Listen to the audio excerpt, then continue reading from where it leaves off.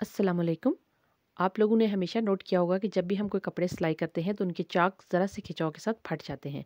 तो इन चाकों को आप किस तरह से पायदार बना सकते हैं, आज की वीडियो में मैं आप लोगों को ये ट्रिक बताने जा रही हूँ। आपने 1.5 इंच चौड़ाई के साथ एक पट्टी लेनी है, उसको इस तरह से दोनों तरफ से फ़ोल्ड करके आपने सी लेना है। अभी ये देखिए, चाक मोड़ने से पहले अंदर की सिलाई जहाँ पे हम ख़त्म करते हैं, अंडर आर्म से लेके स्लिट लाइन तक, ठीक है, वहाँ तक आपने जो सिलाई आप ख़त्म करते हैं उसके ऊपर इस पट्टी को रख के आपने इस तरह से सी लेना है। दरमियान में से आपने दोनों चाकों को इस तरह से खोल लेना है। उसके बाद एक तरफ बाहर से लेके अंदर की सिलाई तक, मतलब जितना एक्स्ट्रा कपड़ा है उसके ऊपर रखते हुए आपने इस पट्टी को इस तरह से ऊपर ऊपर सिलाई लगा के मोड़ लेना है, जिस तरह से वीडियो में आपको दिखाया जा रहा है। दोनों तरफ से इसको हमने सिलाई लगा के अटैच कर लिया है। अभी आप चाक को इस तरह से मोड़ेंगे।